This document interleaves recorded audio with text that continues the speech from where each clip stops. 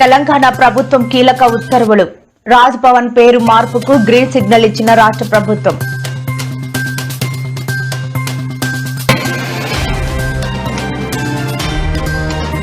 వీధి కుక్కల దాడిలో గాయపడిన బాలుడు. స్పందించిన సీఎం రేవంత్ రెడ్డి తక్షణమే సాయం అందించాలని ఆదేశాలు జారీ.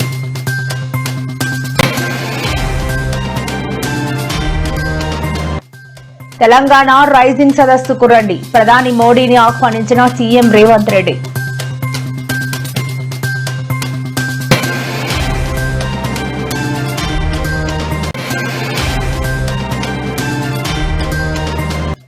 నేడు నల్లజర్లలో రైతుల ముఖాముఖి కార్యక్రమంలో పాల్గొన్న ఏపీ సీఎం గతంలో వ్యవసాయం చేశారు, ఇప్పుడు రాజకీయం చేస్తున్నాను అంటూ స్పష్టం.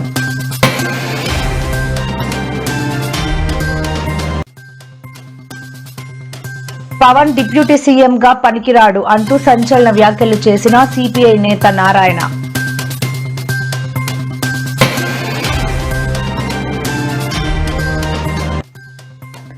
గంటకు 3 కిలోమీటర్ల వేగంతో కదులుతున్న వాయుగుండం పలు జిల్లాలకు అతి భారీ వర్షాలు పడే అవకాశం వెల్లడించిన వాతావరణ కేంద్రం.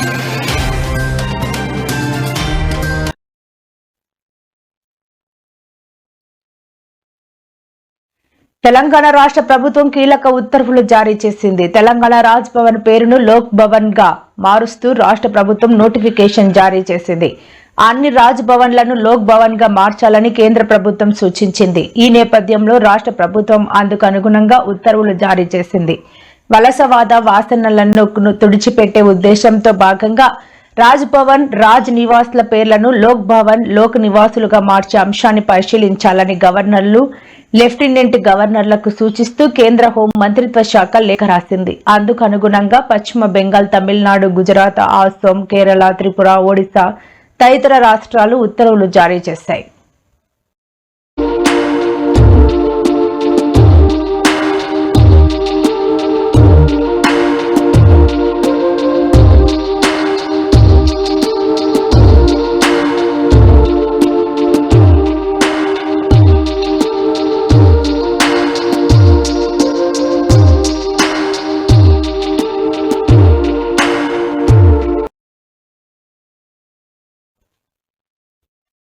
హయత్ నగర్ లో మూగ బాలుడు ప్రేమ్చంద్ పై నిన్న వీధి కుక్కలు దాడి చేసి తీవ్రంగా గాయపరిచిన విషయం తెలిసిందే. అయితే ఆ ఘటనపై ప్రస్తుతం ఢిల్లీలో ఉన్న సీఎం రేవంత్ రెడ్డి ఇవాళ ఉదయం ఆ వార్తను వివిధ పత్రికల్లో చూసి చలించిపోయారు.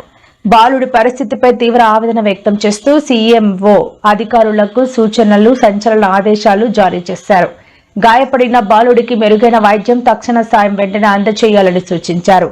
తక్షణం వీధి కుక్కల కట్టడిపై అధికారులు చర్యలు చేపట్టి ఇలాంటి ఘటనలు పునరావృతం కాకుండా చూడాలని ఆదేశించారు.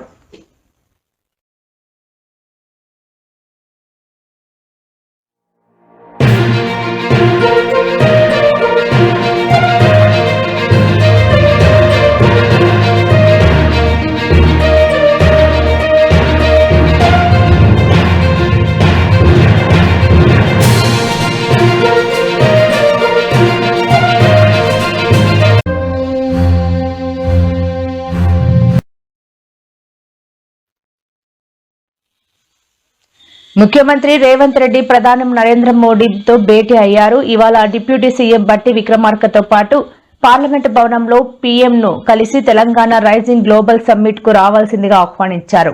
ఈ సందర్భంగా గ్లోబల్ సమ్మిట్ గురించి రేవంత్ రెడ్డి ప్రధానికి వివరించారు. అంతకుముందు కేంద్ర ఐటీ, రైల్వే శాఖ మంత్రి అశ్విని వైష్ణవ్ ను ముఖ్యమంత్రి రేవంత్ రెడ్డి ఆహ్వానించారు. పార్లమెంట్లో కేంద్ర మంత్రిని సీఎం కలిశారు. ఈ సందర్భంగా సమ్మిట్ లో ఆవిష్కరించనున్న విజన్ డాక్యుమెంట్ గురించి కేంద్ర మంత్రికి సీఎం వివరించారు. సీఎం వెంట ఉప ముఖ్యమంత్రి మల్లు భట్టి విక్రమార్క, ఎంపీలు డాక్టర్ మల్లు రవి ఢిల్లీకి వెళ్లారు.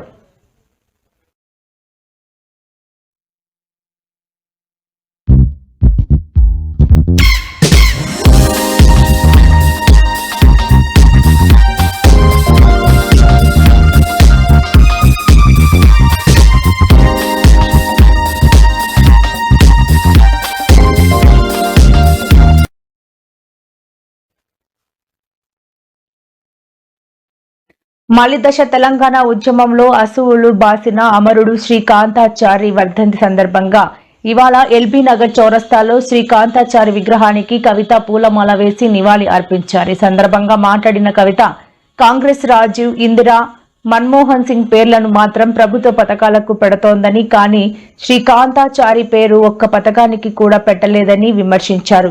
కాంగ్రెస్ ప్రభుత్వం ఉద్యమకారులకు ఇస్తామన్న 250 గజాల స్థలం, పెన్షన్ గుర్తింపు కార్డులు ఇవ్వాలని, దీనిపై డిసెంబర్ 9 నాడు సీఎం రేవంత్ రెడ్డి ప్రకటన చేయాలని డిమాండ్ చేశారు. లేదంటే ప్రభుత్వం భూములు చూసుకుని ఉద్యమకారులకు పంచి పెడతామని, ఆ భూముల్లో జాగృతి జెండాలు పాతుతామని హెచ్చరించారు. ఎల్బీ నగర్ అంటేనే కంప్లీట్ గా ఉద్యమానికి పూరిటిగడ్డగా చెప్పొచ్చు. తెలంగాణ ఉద్యమంలో కేసీఆర్ గారు నవంబర్ 29 నాడు ఎప్పుడైతే దీక్ష కూర్చున్నారో అదే రోజు మరి శ్రీకాంతాచారి తమ్ముడు ఆనాడు ఆత్మ బలిదానం చేసుకోవడం జరిగింది. ఆ తర్వాత హాస్పిటల్లో ఉంచి తమ్ముడిని కాపాడుకునే ప్రయత్నం ఎంత చేసినా కూడా అది సాధ్యపడక డిసెంబర్ 3వ తారీఖు నాడు మరి తను ప్రాణాలు వదిలిన విషయం కూడా మనందరికీ తెలిసిందే. ఒక పక్క దీక్ష, ఇంకొక పక్క ఈ బిడ్డలు చేస్తున్నటువంటి త్యాగాలు, ఇంకొక పక్క వారి స్ఫూర్తితోని యావత్తు తెలంగాణ కూడా రగిలి ప్రతి ఊర్లో కూడా దీక్షా శిబిరాలు వెళ్ళడం, ప్రతి ఊర్లో కూడా ఆడబిడ్డలు బోనాలు బతుకమ్మలు ఎత్తుకొని ప్రొటెస్ట్ చేయడం, విద్యార్థులు అన్ని యూనివర్సిటీల్లో మరి పోరాటం చేయడం, ఉద్యమకారులు ఎక్కడికక్కడ పంతం పట్టుకొని ముందుకెళ్లడంతో ఇవాళ రాష్ట్రాన్ని సాధించుకున్న విషయం మనందరికీ తెలిసిందే. మరి శ్రీకాంతాచారి త్యాగాన్ని మాటల్లో కొలవలేము, అట్లని ఏమని మరి శ్రీకాంతాచారి త్యాగాన్ని కొలవాలో కూడా తెలియనటువంటి పరిస్థితి. శ్రీకాంతాచారి లాగా ఇంకా 1200 మంది బిడ్డలు కూడా అసూలు బాసినటువంటి విషయం మీ అందరికీ తెలిసిందే. మరి ఇవాళ వారి త్యాగాల పునాదుల మీద రాష్ట్రం ఏర్పాటైంది.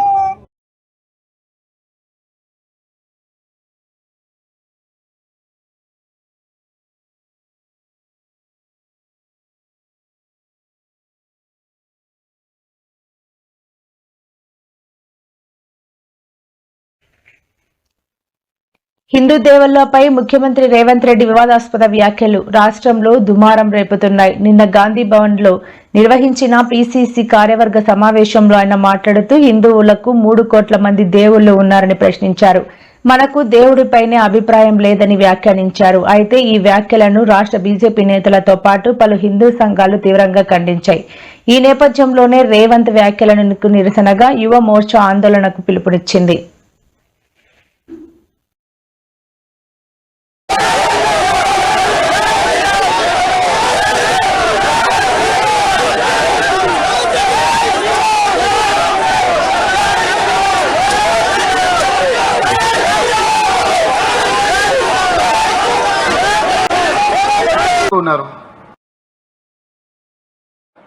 ఎందుకున్నాయి? పెళ్లి చేసుకోవడానికి హనుమంతుడు ఉన్నాడు, 2 పెళ్లిళ్ళు చేసుకునేటానికి ఇంకొక ఆయన దేవుడు ఉన్నాడు, మందు తాగేటోళ్ళకు ఓ దేవుడు ఉన్నాడు, ఎల్లమ్మ, పోషమ్మ, మైసమ్మ, కళ్ళు కొయ్యాలి, కోడి కొయ్యాలి అనేటోళ్ళకు, పప్పన్నం తినేటోళ్ళకు కూడా దేవుడు ఉన్నాడు. అవునా? అన్ని రకాల దేవుళ్ళు ఉన్నారు.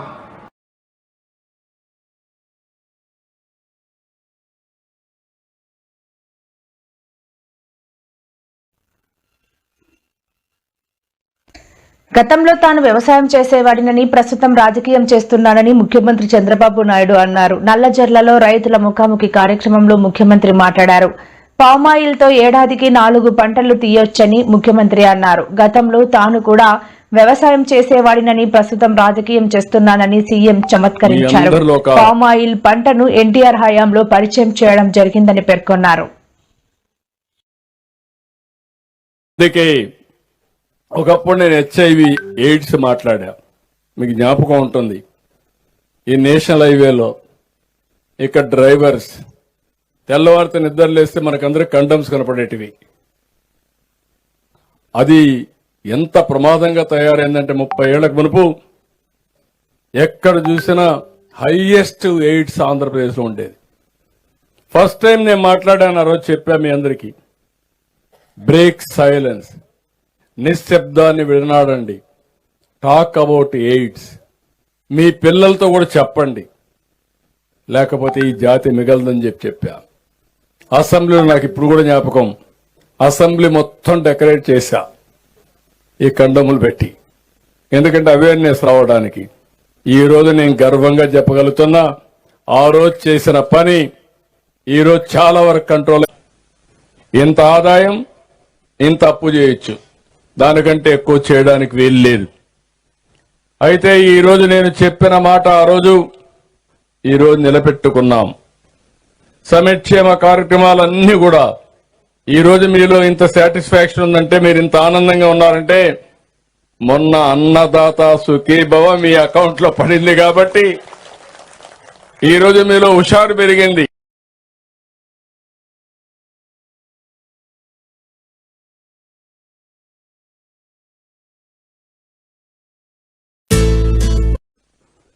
మీ అందరిలో ఒక ఇది రావాలి, చైతన్యం రావాలి.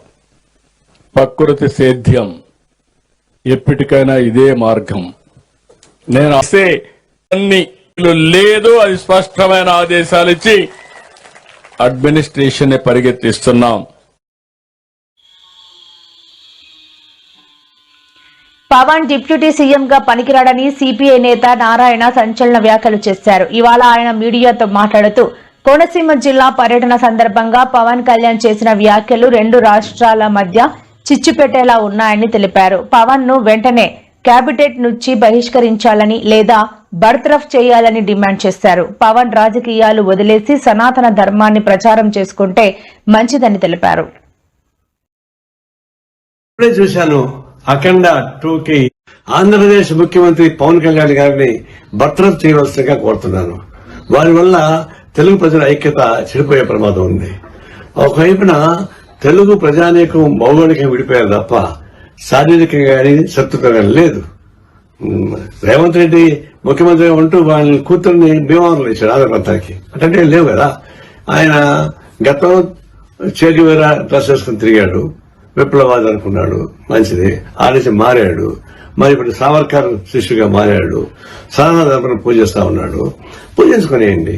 ఇప్పుడు ఆయన సనాతన ధర్మం మునిగిపోయాడు కాబట్టి ఆ మాట వస్తా ఉంది. ఇది దిష్టి తగిలింది అని చెప్పేసి మాట వస్తుంది. అది సనాతన ధర్మం నమ్మేవాడు అట్లా మాట్లాడుతూ ఉంటారు. అంటే ఆయన స్వేచ్ఛగా తిరగమని చెప్పండి, సనాతన ధర్మాన్ని ప్రదర్శన తిరగమని చెప్పండి, గుళ్ళు తిరగమని చెప్పండి, హాయిగా ఉంటుంది, హాయిగా మంచిది అని. ఆయన రాజకీయ నాయకుడు కానీ తగడు ఉప ముఖ్యమంత్రిగా ఉంటే రాష్ట్ర ప్రజలకు ఉపయోగపడదు కాబట్టి తక్షణం వారిని భద్రం చేయవలసిందిగా కోరుతా ఉన్నాను. ఇప్పుడే చూశాను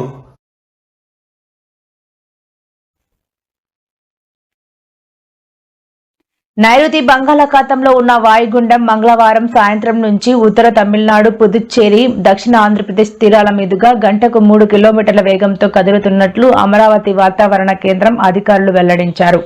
ఈ వాయుగుండం చెన్నైకి తూర్పు ఆగ్నేయంగా 40 కిలోమీటర్లు, పుదుచ్చేరికి ఈశాన్యంగా 120 కిలోమీటర్లు, నెల్లూరుకి దక్షిణ ఆగ్నేయంగా 190 కిలోమీటర్ల దూరంలో కేంద్రీకృతమై ఉన్నట్లు తెలిపారు. రానున్న 12 గంటల వరకు దీని ప్రభావం కొనసాగుతుందని, ఆ తర్వాత వాయుగుండం కేంద్రం ఉత్తర తమిళనాడు, పుదుచ్చేరి తీరాలకు 25 కిలోమీటర్ల దూరంలో ఉంటుందని తెలిపారు.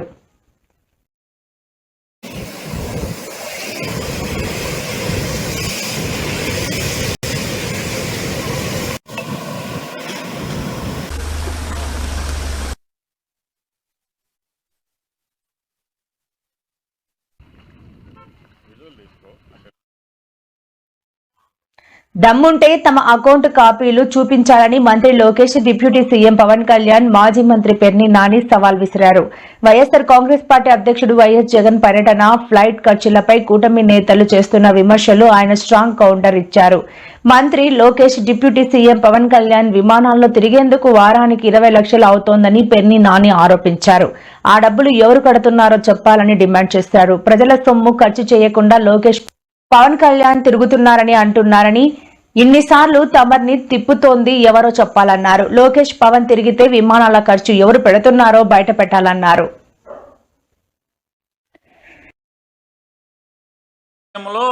తెలంగాణ వాళ్ళ దిష్టి తగిలే చెట్లని, కొబ్బరి చెట్లని చచ్చిపోతున్నాయని చెప్పిన ముఖ్యమంత్రిగా అన్నాడా, లేకపోతే ఏమన్నా చాటికించాలి, తద్వారా రైతులు చచ్చిపోకుండా జీవం పోయాలి, చెట్టుకి పోయాలి, కోనసీమ రైతుకి పోయాల్సింది పోయి చేతపడి నేర్చినటువంటి మాంత్రికుల్లాగా ఆడి దిష్టి తగిలింది, ఈడి దిష్టి తగిలింది, దిష్టిలు తగులుతాయా? నిజంగా దిష్టే తగిలితే మీ ముగ్గురు విమానాలు ఎక్కి, జనం సొమ్ముతో విమానాలు ఎక్కి లేదా హెలికాప్టర్లు ఎక్కి తిరుగుతున్న దానికి ఆ దిష్టికే మీరు పడిపోవాలి. వైజాగ్ లో ఎకరా 50 కోట్లు విలువ చేసేటువంటి ఎకరం భూమిని 90 పైసలకు తీసుకుంటున్నటువంటి వర్ష సిరస గంటకి 5.5 లక్షల రూపాయలు అవుతుంది. విమానం మీరు ప్రయాణం చేయాలంటే మీరు హైదరాబాద్ నుంచి విజయవాడ రావాలంటే కనుక 10 లక్షల రూపాయలు అవుతుంది. హైదరాబాద్ నుంచి విమానం వచ్చి మళ్ళీ వెనక్కి వెళ్తాకి 10 అంటే మీరు వచ్చిన ప్రతిసారి అంటే 6,000 రూపాయల టికెట్తో రావాల్సినటువంటి విమాన ప్రయాణం మీరు 10 లక్షలు ఖర్చు పెట్టి మీకు 10 లక్షలు ఖర్చు పెట్టి మిమ్మల్ని హైదరాబాద్ నుంచి బెజవాడ లేదా బెజవాడ నుంచి హైదరాబాద్ తీసుకెళ్లాలంటే కనుక 10 లక్షలు అంటే రాను 10 లక్షలు పోను 10 లక్షలు అంటే మీరు శుక్రవారం సాయంత్రం 10 లక్షలు సోమవారం పొద్దున 10 లక్షలు అంటే వారానికి 20 లక్షల రూపాయలు మీ మీద ఖర్చు పెడుతున్నాడు ఎవడో. ఛాలెంజ్ చేస్తాం మీ అకౌంట్ నుంచి ఉంటే కనుక మీరు చూపించండి. అసెంబ్లీకి రాకుండా ఉన్ననాళ్ళు ఆ 2.5 ఏళ్ళు 2 ఏళ్ళు జీతం తీసుకున్నాడా తీసుకోలేదా అని సాక్షాత్తు పేరుని నానిగా సమాచార హక్కు చట్టం కింద పడితే ఇంతవరకు కాగితం సమాధానం చెప్పే దిక్కులేని ప్రభుత్వం మీది. ఇవ్వలేడా శంషారిగా ఇవ్వలేరా? తీసుకోపోతే తీసుకోలేదని తీసుకుంటే తీసుకున్నా అని ఇవ్వాలి కదా.